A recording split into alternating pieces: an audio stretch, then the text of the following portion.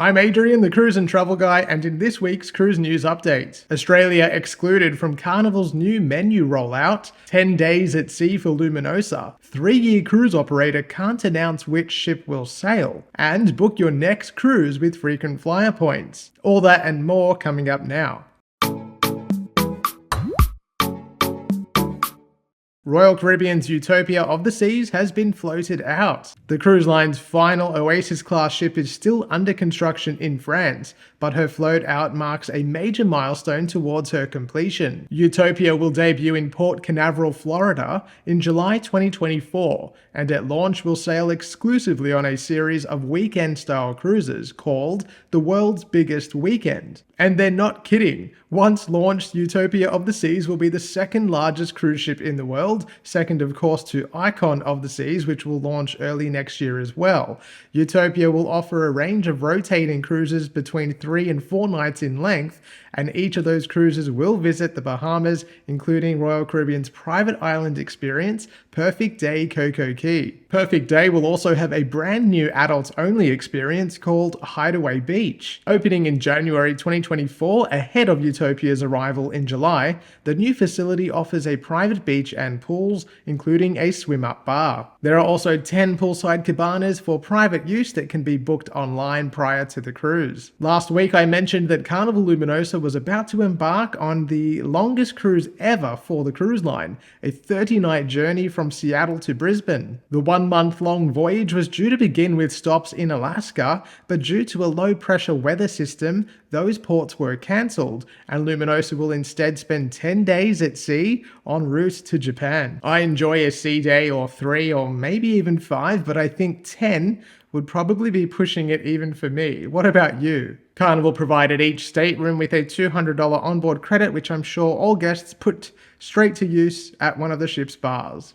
Carnival Cruises has also announced the debut of their new vegan menu range. At the moment, it's exclusively available on board Carnival Freedom and Carnival Horizon, but the menu will make its way to the rest of the Carnival fleet, except for Carnival Splendor and Carnival Luminosa, by year's end. The plant-based menu offers everything from spaghetti carbonara to eggplant parmigiana and even key lime velvet cake for dessert. In launching the menu, Senior Vice President of Food and Beverage Richard Moore said, "Plant-based food options are a rising preference on our ships just as they are on land, and so the new dishes we're introducing are a direct response to that shift." It's unclear why Carnival Australia's ships haven't been included in the vegan menu rollout, but perhaps Aussies are just not that into plant-based food.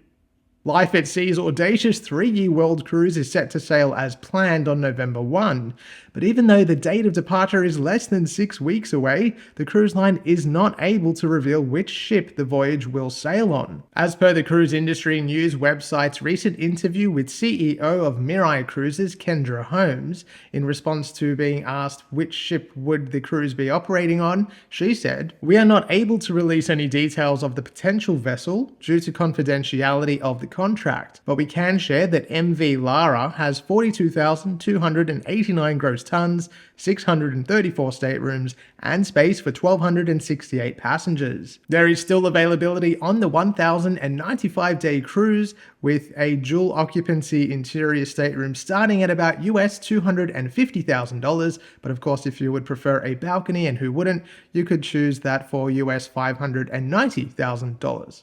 All aboard. Finally this week, if you're interested in getting on board Resilient Lady this season, you don't need cash. Velocity Frequent Flyer is offering 1,000 access keys until October 5th or until they're sold out. Available on a first-come, first-served basis, the access key will cost 79,999 Velocity points and will entitle the redeemer to book a Sea Terrace or Limited View Sea Terrace cabin on any Resilient Lady departure that is between 3 and 6 nights duration from December 16th this year until March 5th, 2024. That cabin can be for either a solo traveler or 2 people sharing. Virgin Voyages has previously hinted at a partnership tie-up with Velocity, which would potentially see cruisers able to earn and burn Velocity frequent flyer points with the cruise line, but as yet, no further details of that partnership have been released. Let me know in the comments, if you have Velocity frequent flyer points, would you use them for a cruise on Resilient Lady? Well, that's it for this week's cruise news update. Wherever you are, thank you so much for watching.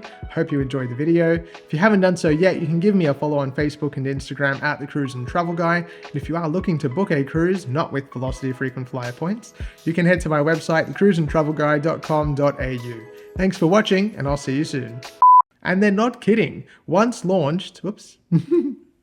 Carnival has provided each guest with a $200 per stateroom credit, which I'm sure was being put to use at the... what?